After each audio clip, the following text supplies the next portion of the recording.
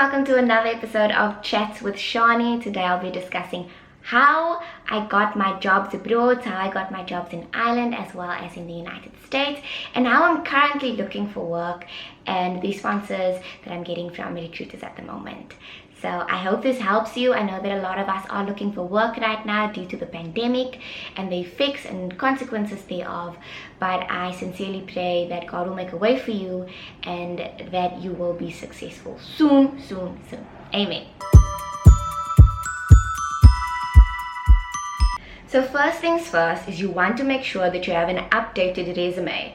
Make sure that your resume or the layout of your resume or CV looks unique or looks different than the generic one. So I was so blessed to have a really amazing director in my last job who actually helped me look for a creative layout for my CV. She was literally sitting with me while we were looking through CV and resume layouts on the website creativeideas.com.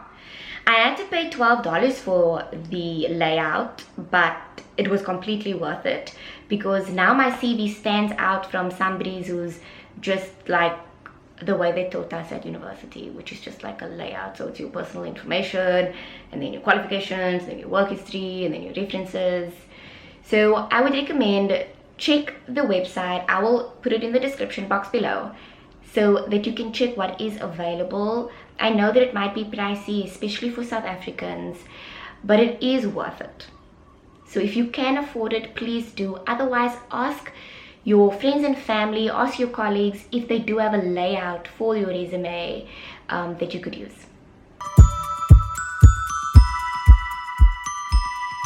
So before you head over to LinkedIn, you need to make sure that you actually know which country that you'd like to move to and the countries that you do not want to move to.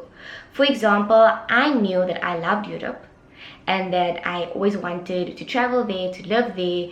So when I initially started my job search like 3 years ago, I was looking at the European market and countries within the European market.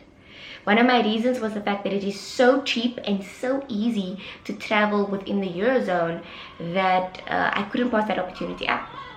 I also knew that I was not an island living kind of girl. I do love the beach, but I love the city as well.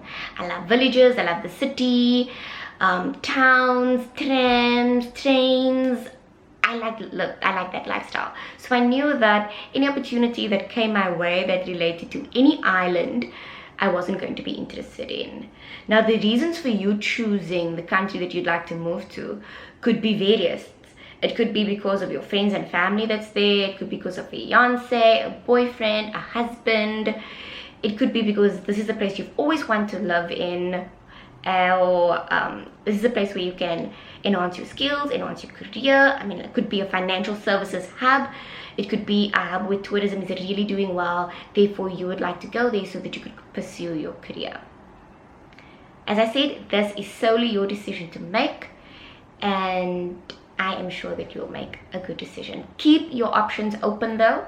So if you like Europe, but you also don't mind working in Australia, New Zealand, or the United States, please do make sure that you communicate this to whatever recruiter you may be speaking to.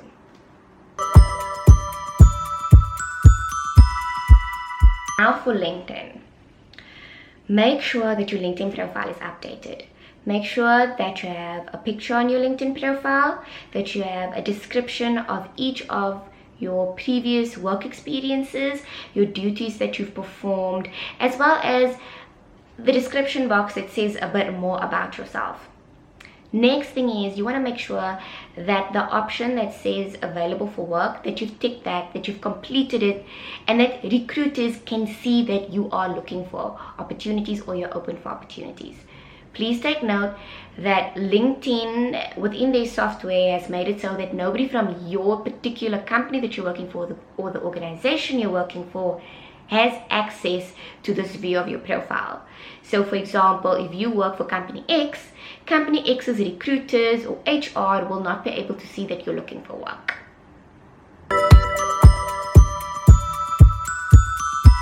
And I'm going to be showing you guys how to do that on your LinkedIn, because I know some people do not know how to, and I want to make sure that people know that you're looking for work and that you're looking for work in country X, Y, and Z. So this is my LinkedIn, and as you can see, this is my profile. Go to where you can see the show recruiters you're open to work, and then you want to click on the get started. Once you click get started, you'll see that it will already be pre-filled with your current position and the place that you're currently working in, the location you're currently working at. So my previous job was a senior consultant and I work in Washington, DC. So you'll add a title. So yeah, I'm just adding financial accountant. And then next I'll add auditor as an example. Moving on to my job locations. So over here, I'll start with Amsterdam. And then I'll also add Ireland as well.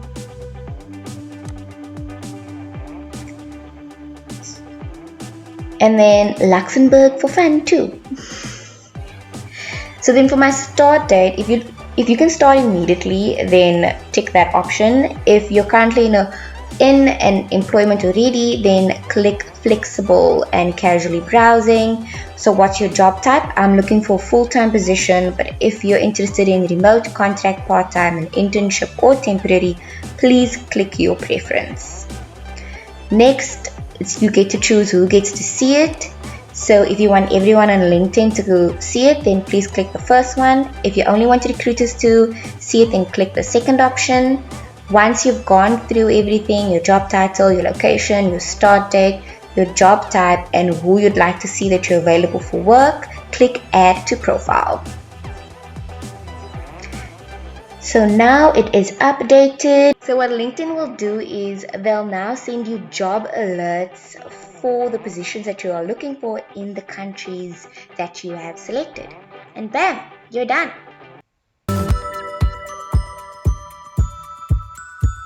So you've got your LinkedIn unlocked or more like unlocked, and recruiters can now see that you're available for work.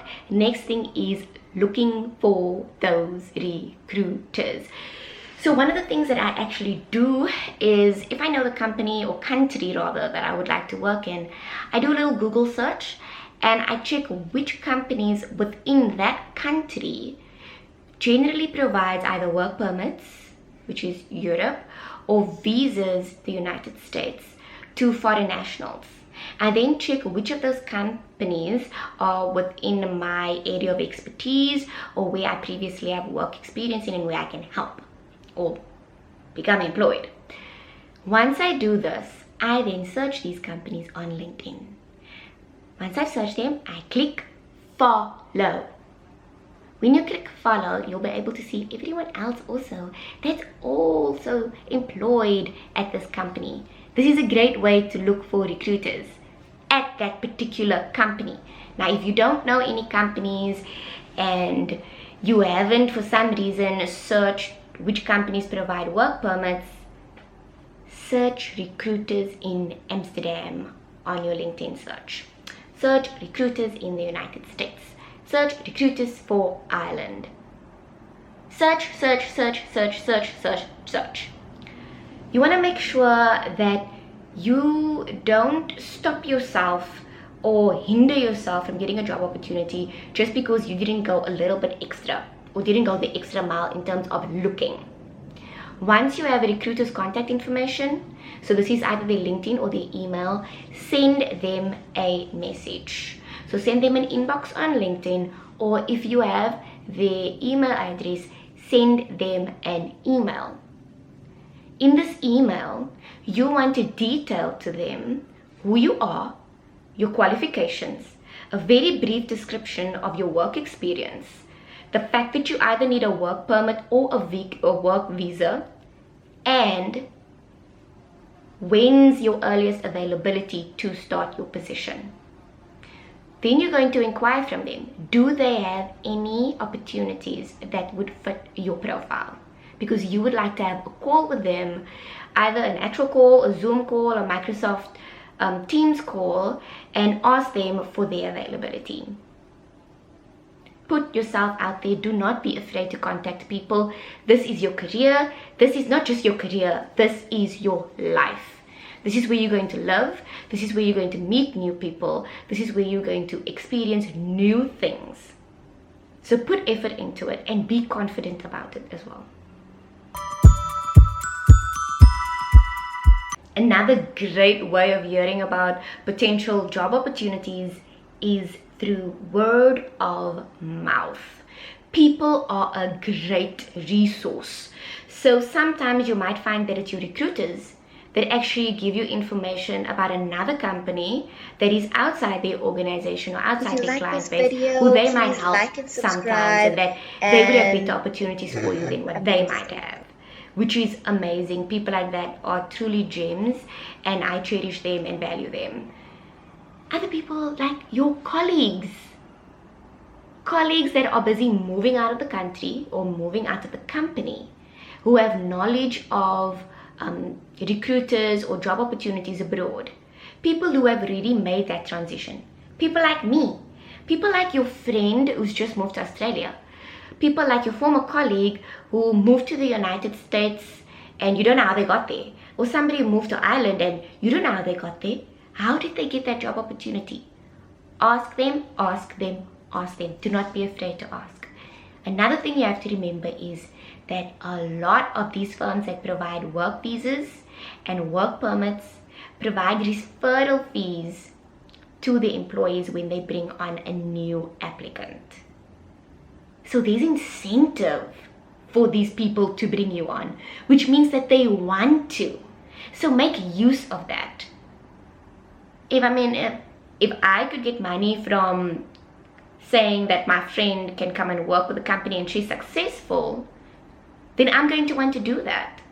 And this doesn't have to be a close friend. It doesn't have to be an acquaintance. It could be somebody that you knew at work.